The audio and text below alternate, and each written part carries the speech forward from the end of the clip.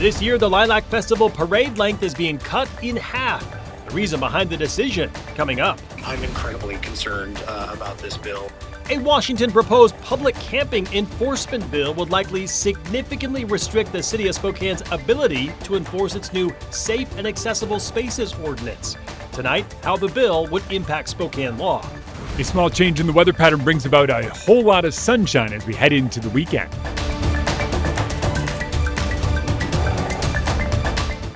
Good evening and thank you for joining us for KREM 2 News at 5 tonight. I'm Mark Hanrahan. We start at this hour outside with a check of the forecast and Chief Meteorologist Jeremy Legoo. Jeremy, the story continues to be gray skies, cooler temperatures. Sun, though, likely make an appearance tomorrow? Yeah, I think so. I still have faith that the sun comes out tomorrow. Sound like Annie. I feel like I've been saying that forever. 28 degrees where we currently sit. Mark's right. Cold temperatures just sticking around. No real change between day and night. And that's because our clouds have been so thick. There's not much going on. A little bit of light precipitation over on the west side. For us, that's not really having an impact, but it does show things moving in the atmosphere. Remember, we need things to move in order to get rid of these clouds. Right now, our clouds are all because we're not moving and we have a low sun angle. So unless we can get things to move, we have to wait until mid-February before our sun angle gets high enough that we would be able to get rid of these clouds. Things move enough though that we do eventually catch a break. Tomorrow, it does look like we will eventually get to see mostly sunny skies. By the time we get to Saturday and Sunday, things start to look a little bit interesting. There's some model indication that we might get a round of low clouds and fog as our temperatures take a dive, and they will take a dive. During the day, we're going to be back up near 30, and overnight, we are likely going to fall into the teens. Now, the fog that could set up likely won't be as widespread, which means that we should be able to erode it if we can get that sun to shine through and hit the ground. But it's all about temperatures these next few days, and these temperatures that we have on here, near 30 each day, 20 at night, would keep us sunny every afternoon. Sounds good, Jeremy. We'll check back in with you later in the broadcast tonight. The Spokane Lilac Festival says the 2026 Armed Forces Torchlight Parade route was cut in half by the city. Today, KREM 2's Regan Gallo digs into what led to that change. Regan?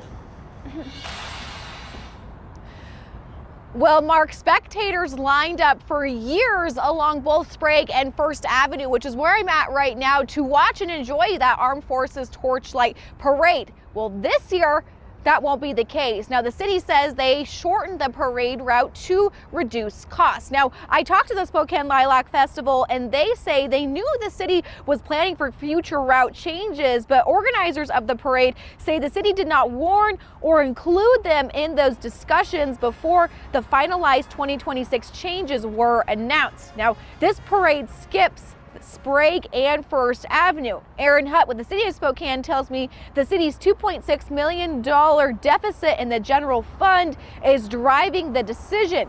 Shortening parade routes helps reduce those Spokane police overtime costs, which have been a major expense in the past. So we would have liked to have been part of the problem solving instead of being told, basically, this is what your parade route is. I do feel like there wasn't consideration for the appropriateness of the route. If there was a miscommunication, I think that's always a learning opportunity, and we want to be good partners. So we're happy to go back to the drawing board and see what we can do to get that partnership kind of mended again. Now, through my research, I did find a public document signed in November by the Spokane Police Chief, the city administrator, and the city attorney that finalized 3 standardized parade routes, which had a short, medium, and long route. And based on my review, the Lilac Festival's Armed Forces Torchlight Parade will use that long route option. Now, festival organizers also shared concerns, saying a shortened route could affect parade participants, the spectator experience, and judging. Now, Monica Hawkinson, the current president of the Lilac Festival, also noted that they are worried that with this change in the route, it may decrease their applicants. So they're waiting to see what will happen with that, with the applications opening, as well as it's going to force a large crowd onto a smaller space of sidewalk within the new route. So this is something that we will continue to cover. Reporting in downtown Spokane, Regan Gallo, KREM 2 News. Regan, thank you. Well, tonight, Spokane city leaders are reacting to a Washington state bill that would undo the city's recently adopted public camping ordinance. House Bill 2489 would limit how cities like Spokane handle public camping. In October, the city passed its Safe and Accessible Spaces ordinance. It allows police to issue citations for camping or blocking sidewalks and other public spaces, especially when safety is a concern. The proposed bill would not allow Spokane police to give out tickets, cite, or move someone for camping unless the city can prove there was adequate shelter space available at the time. If the city can't prove that, enforcement could be blocked and it could face lawsuits. To me, this bill is not in any way, shape, or form reflective of the direction that the City of Spokane citizens want to go, City of Spokane leadership wants to go. I think it is just completely out of line, and it's not a bill that should pass. Coming up tonight at 6 o'clock, find out how city leaders plan to oppose the state bill that could undermine its camping law. Former special counsel Jack Smith, who oversaw 2 investigations into President Trump, told lawmakers today that he stands by his decision to bring charges against the president. Smith testified before the House Judiciary Committee about the 2 criminal investigations he led, looking at classified documents found at Mar-a-Lago and President Trump's actions in the wake of the 2020 election.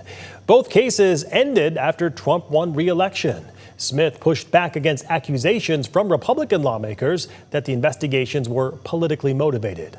Our investigation developed proof beyond a reasonable doubt that President Trump engaged in criminal activity.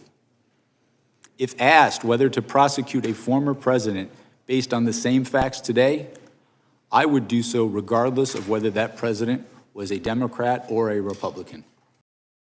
In a post on social media during the hearing, President Trump wrote, quote, "Deranged Jack Smith is being decimated before Congress. It was over when they discussed his past failures and unfair prosecutions. He destroyed many lives under the guise of legitimacy.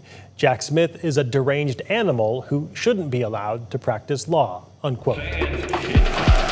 Andy Patton is back with the new Locked On Zags podcast, where he breaks down last night's Gonzaga men's basketball win over Pepperdine. No Graham Ike tonight. Of course, no Braden Huff. Braden Huff will be out until mid-February at the earliest, potentially later than that.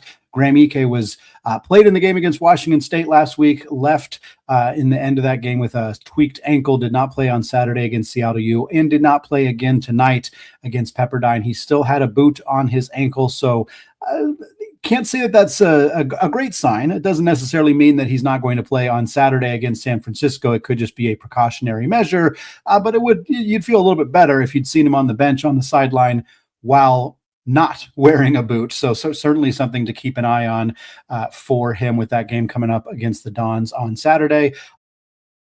If you'd like to watch the rest of Patton's analysis of last night's basketball game, as well as his analysis on other national college basketball news, you can watch the full Locked On Zags podcast episode over on KREM 2+. Just download for free and watch on your TV.